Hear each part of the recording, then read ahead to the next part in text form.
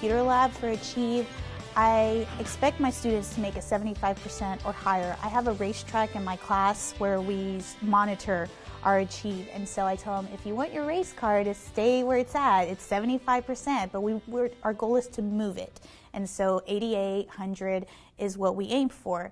They have a ticket incentive system in the classroom, and so they get tickets based on their score here. If they make a 100, we get 3 tickets, an 88, 2 tickets, and 75, 1 ticket. And so it's immediate reinforcement for doing a good job. Here's your ticket. And they celebrate just getting the 75. It's exciting. They want to get to the finish line, get their trophy cup, and be recognized. Remember, what percentage are we trying to get on this article? 75 or higher, because we want those race cars moving, okay? Lots of your race cars have already moved this month. You have to make a 75% or higher to keep that race car there. Now, if you wanted to move, 88, 100 would be even better. Now, as you pass your lesson, remember, raise your hand so that I can see it and record it in your folder. I have your tickets, so if you make 100, you get your 3 tickets. 88 is 2 tickets. If you make a 75, you get 1 ticket. I help my students understand the 75% by setting that expectation from the get-go. Day one, they knew I wanted 75 or higher. I think having a progress monitoring visual for them really encourages them. They have a racetrack. They're very eager to see the car move. I also keep a sticker chart with lessons passed, and it's lessons passed, 75. So it's not to rush through an activity. It's not to just, I want to get my 2 lessons in, let's get it done. They know that I expect 75% or higher. That's the only way to get the sticker. That is the only way for the car to move. So by setting the expectation from the very beginning, they've risen to it. All right, are there any questions? All right, go ahead and start.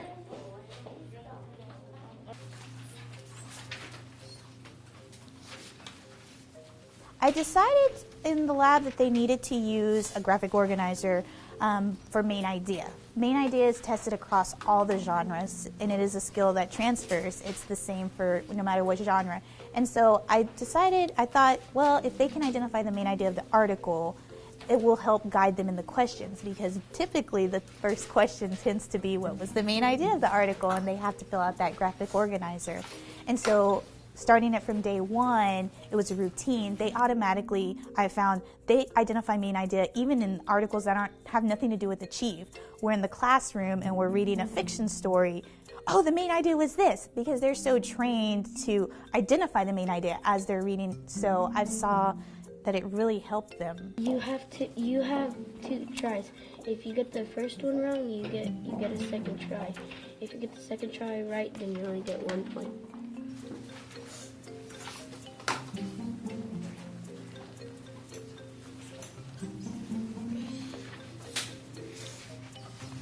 I taught my students to pull up the Refer to Article tool because they're so used to paper-based. We've been paper-based for so long. This technology is something new.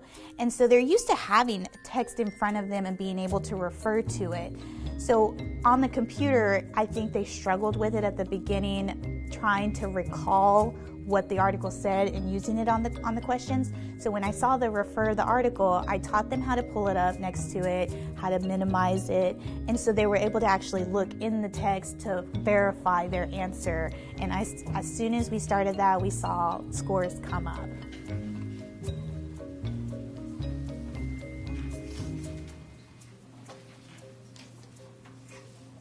So when I'm in the lab, I make sure to celebrate with my students even the small moments, 75s, 88s, 100s. I just want them to be excited about what they're doing. I want them to know that I value what they're doing, that the fact that they can get a 75 or 100 is a big deal. And I want them to feel good about themselves, and I want them to know that it's important to me. I'll do a happy dance, or I'll high-five them. They get excited to see me excited. They're all about, I want to make Miss Garcia proud. And so I think it's important to encourage them and to let them know that you value their work. Okay.